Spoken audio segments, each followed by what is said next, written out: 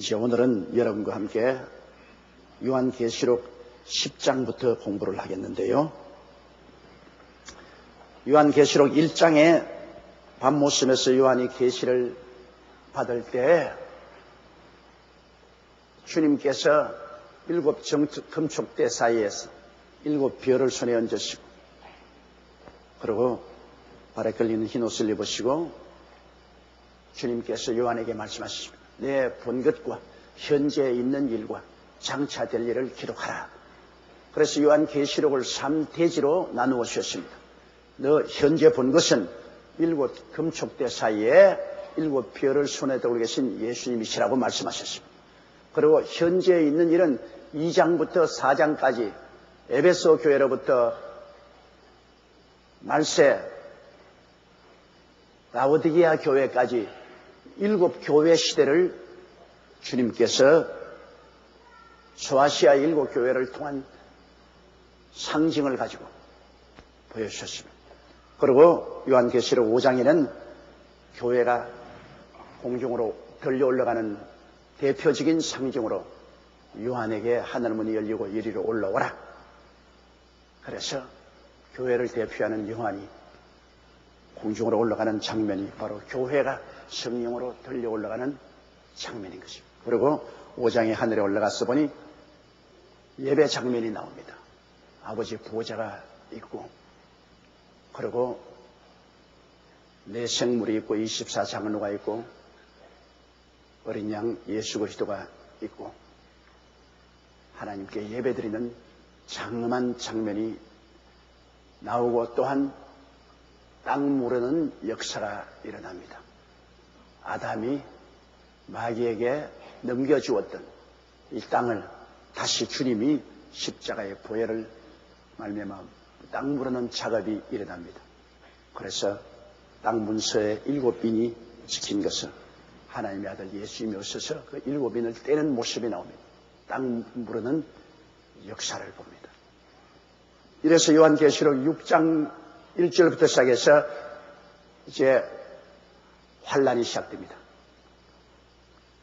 전 3년 반의 환란이 시작되는 것인데, 7인을 떼시고 또 7째 인을 뗄 때 7 나팔이 나와서 7 나팔을 부르셨습니다.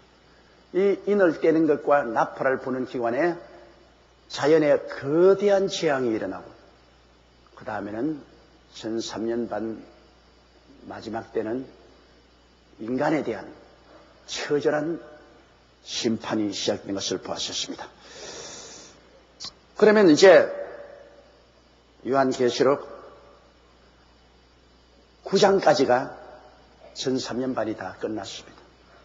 10장은 이제 중간 상태에서 11장부터 시작되는 후 3년 반 거대한 환란에 들어가기 전에 하나님이 준비하는 상황을 보여주시는 것입니다. 중간 상태에 준비하는 상황이 10장입니다. 그리고 11장부터 19장까지가 이제 후 3년 반 마지막 시련이 이 세상을 뒤엎고, 그리고 세상은 종말되는 것입니다. 그렇기 때문에 우리 전 3년 반 동안에도 어마어마한 시련이 자연과 사람 속에 임한 것을 보았는데, 후 3년 반 동안에 이제는 적그리스도가 본격적으로 짐승으로 나타나서 마귀의 사자로 나타나서 어마어마한 재앙을 이 세상에 가져올 것을 보여주고 있는 것입니다. 그러므로 후 3년 반이 시작하기 전에 후 3년 반이 시작될 그 모든 장면을 하늘에서 준비하는 모습이 10장에 나오십니다.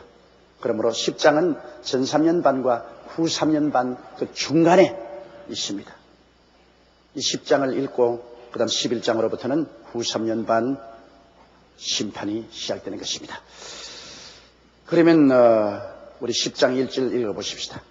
내가 또 보니 힘센 다른 천사가 구름을 입고 하늘에서 내려오는데 그 머리 위에 무지개가 있고 그 얼굴은 해가 그 발은 불기둥 같으며.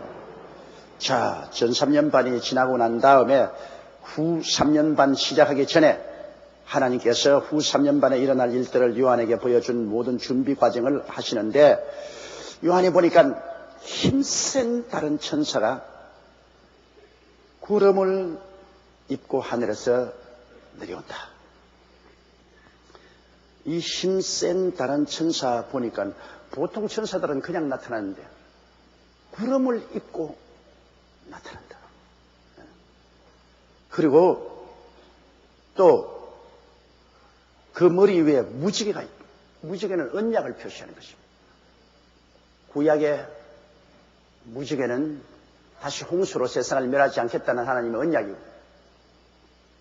또 하나님 보좌에 가보니까 보좌 뒤에 녹색 무지개가 있는 것을 봤습니다.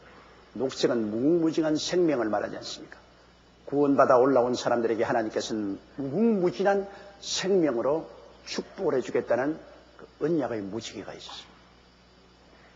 그런데 이 천사의 머리 위에는 무지개가 있다. 그것은 언약의 주 이외에는 무지개를 가질 수가 없어요.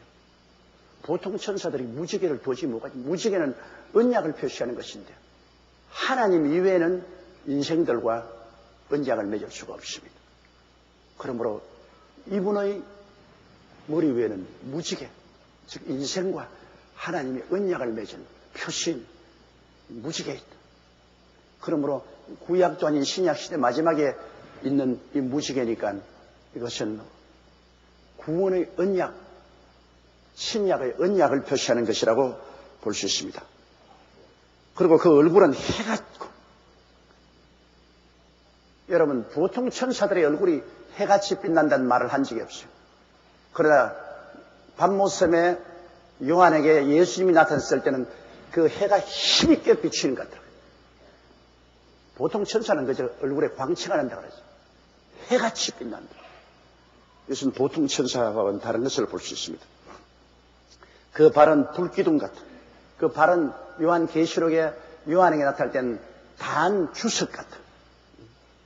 아주 단 놋 같은데 여기에는 보니까 그 발은 불기둥 같다.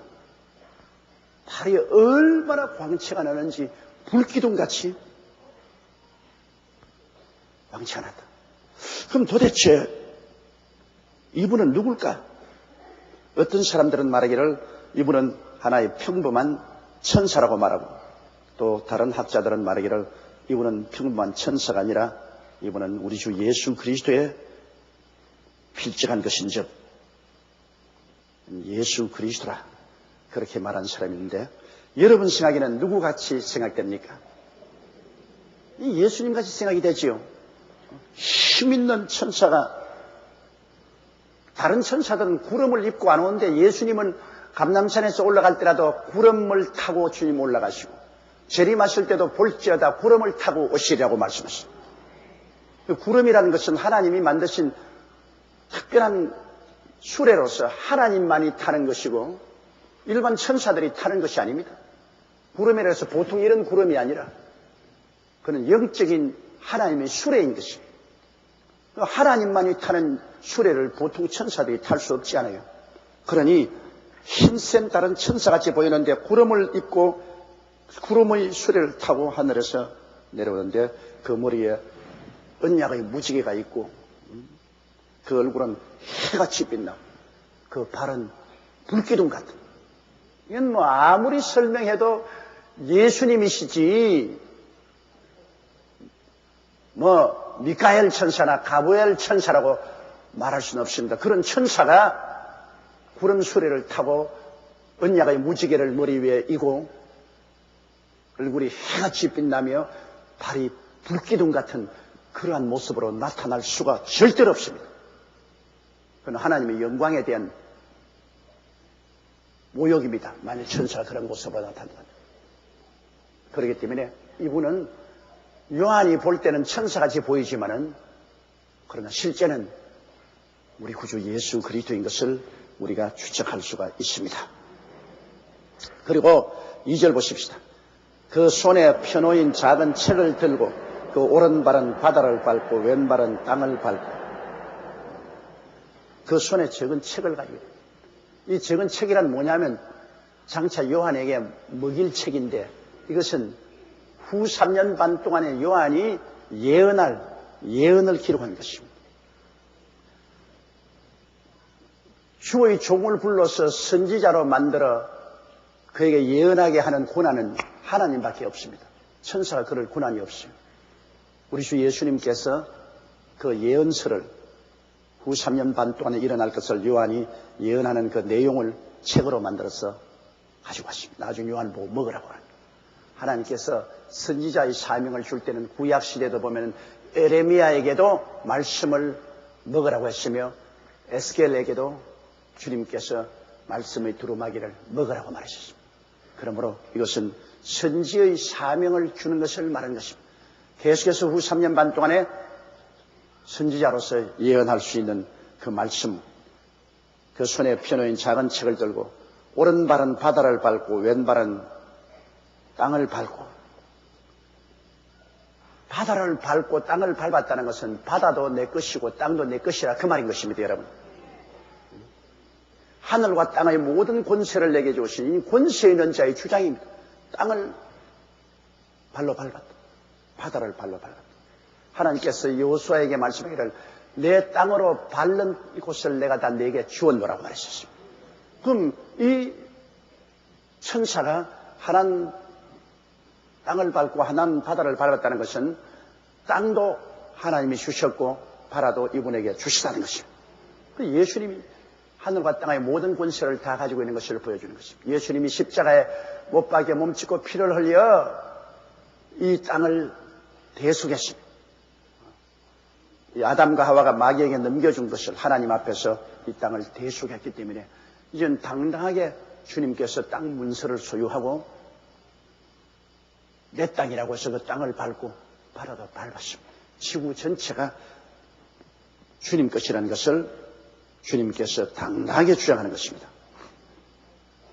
그 다음 셋째요. 사자의 부르짖는 것까지 큰 소리를 외칠 때 일곱 우레가 그 소리를 바라더라. 사자의 부르짖는 것같이 큰 소리를 외친다 했습니다. 여러분, 사자는 유다 지파의 사자, 그것은 우리 구주 예수를 말하는 것입니다. 천사가 사자같이 외치지 못합니다. 사자후를 바라는 것은 우리 주 예수님 유다 지파의 사자 예수 그리스도가 이겼다고 말하는 것입니다. 승리자의 외치는 것입니다. 예수님께서 한 발은 땅을 밟고 한 발은 바다를 밟고 사자 소리같이 외치는, 그 외치니까 일곱 우레가 진동을 합니다. 이것은 뭐냐? 이제 주님께서 주권 회복에 대한 선언을 말합니다. 이제 오랜 세월 동안 아담의 반역을 통해서 마귀에게 땅과 바다를 찬탈당했으나 이제는 주님께서 이 모든 것을 결정적으로 회복한다. 주님의 주권 선언인 것입니다. 땅과 바다와 그 가운데 있는 모든 것은 이제는 예수 그리스도의 것이 되었다. 이 만왕의 왕 만주의 주로서의 사자같이 외치는데 그 외치는 음성이 일곱 우레같이 우렁 우렁 우렁 외치. 요한이 그거 다 알아들었어요. 예수님의 외침을. 그러나 그 후에 보면 주님께서 그것은 기록하지 못하겠습니다. 주님께서 외치는 그 선언은 장차 주님께서 우리에게 깨닫게 해주실 것이므로 요한계시록 내에서는 그것을 기록하지 말라고 명령하는 것입니다. 하나님의 계획이 요한계시록에 다 기록되었지만은 그러나 아직까지 기록되지 않은 것이 주님께서 외친 일곱 우레 소리입니다. 우레가 아니라 주의 말씀인데 요한이 다 알아들었어요. 받아 찍으려고 하니까 못 찍으려고 했는데 이것은 장차 우리에게 주님께서 천년왕국 시대나 신전신지 무궁세계로 들어갈 때 반드시 보여줄 말씀인 줄로 생각하고 있는 것입니다. 4절요. 일곱 우레가 발할 때 내가 기록하려고 하다가 곧 들으니 하늘에서 소리가 나서 말하기를 일곱 우레가 발한 것을 인봉하고 기록하지 말라 하더라. 여러분, 하나님의 계시는 우리에게 깨닫게 해주실 때 우리 것이죠. 하나님께서 인봉한 것은 우리가 알지 못합니다. 그러므로 하나님이 성경에 계시해 주지 않은 것은 우리가 자꾸 질문하고 알려고 하면 안 됩니다. 사람들이 많이 질문하는 것이 있습니다. 그 질문이 왜 에덴 동산에 마귀가 들어와서 시험하게 했느냐? 하나님 미리 아시고 마귀를 못 들어오게 할 수 있는데 왜 들어오게 했느냐? 이런 질문도 하고, 그리고 아담과 하와를 하나님께서 타락하지 못하게 막지 못하느냐? 뭐 그런 질문도 하고, 왜 하나님께서 전지전능하신데 사람 만들어 놓고 노아 홍수 때 후회했느냐? 후회할 일 왜 하셨느냐? 전지전능하시면 후회 안 할 일을 미리 하시지. 이런 여러 가지 질문을 하십니다. 여러분, 성경에 하나님께서 분명하게 뜻을 밝혀놓지 않은 것에 대해서 우리가 쓸데없는 질문하면 안 됩니다. 그런 질문 자꾸 하는 사람은 하나님께서 뭘 한지 압니까? 어떤 사람이 초대 교부 신학자에게 와서 아담과 하와를 짓기 전에 하나님 뭘 하셨습니까? 그 물으니까 너같이 20만 사람 지옥 보내려고 지옥을 준비하고 있었다. 우리는 창세기부터 요한계시록까지 성경에 기록한 말씀 밖에는 나가지 말아야 되는 것입니다. 하나님이 우리에게 알려주실 것이 있고 안 알려주실 것이 있습니다. 우리에게 깨닫게 해주실 일이 있고 비밀이 있습니다. 가정에도 그렇지 않습니까? 자녀들이 부모에게 온갖 질문을 다 할 때 부모들이 자녀에게 알려줄 사항이 있고 못 알려줄 사항이 있습니다. 그건 장차 크면 알려줘. 초등학교 다니는 자녀가 와서 아버지, 우리 집 재산이 얼마나 됩니까? 현찰은 얼마고 부동산은 얼마입니까? 매달 수입은 얼마면 매달 지출은 얼마가 됩니까? 그런 거 물으면 부모님이 뭐라 합니까? 밥이나 먹고 공부나 열심히 해라. 그런 것은 네가 지금 알 일이 아니다. 네가 나중에 커서 상속을 받을 때 되면 알게 될 것이고 지금은 그런 거 알 때가 아니다. 지금 네가 할 일은 열심히 밥 먹고 운동하고 공부하고 미래를 위해서 준비하는 거다. 이렇게 말하는 것입니다. 그런 것을 자녀들에게 계시할 때가 아닙니다. 이처럼 하나님께서 우리에게 아직까지 가르쳐줄 때가 안 된 것은 하나님이 비밀로 지키는 거예요. 하나님의 비밀은 우리가 꼭 지켜야 될 것입니다. 그러나 만약에 때가 되면 하나님의 비밀의 문을 열어서 우리에게 다 깨닫게 해주길 바랍니다. 여러분, 하나님 아들 예수 그리스도에 대한 것은 구약시대 사람은 전혀 몰랐습니다. 성경에 이사야 53장에 혹은 시편 22편에 그렇게 뚜렷이 예수님에 대한 이야기를 해놨어도 그들은 인봉을 해놓은 것이기 때문에 눈을 떠서 보아도 보지 못했습니다. 귀로 들어도 깨닫지 못하고 마음으로 알지 못했습니다. 구약시대 예수님에 대해서 300여 번 말했지만 구약시대 사람들은 전혀 몰랐습니다. 왜? 때가 오지 않았기 때문에 인봉을 해놓아서 그들이 알지 못했습니다. 그러나 신약시대 예수님이 오셔서 십자가에 죽고 부활하시고 난 다음에 주님이 그 인봉을 떼버린 것이므로 그를 통해서 이제 구약에 하나님이 인봉한 것이 다 깨달아지게 된 것입니다. 구주 예수님이 이 땅에 올 것을 깨달아지게 된 것입니다. 이처럼 이 일곱 우레도 주님께서 우리에게 알려주실 메시지인데 지금은 때가 아니므로 인봉을 해놓고 사람들에게 말하지 말라고 요한에게 말했습니다. 그러므로 요한은 그것을 요한계시록에 적지를 아니했었습니다.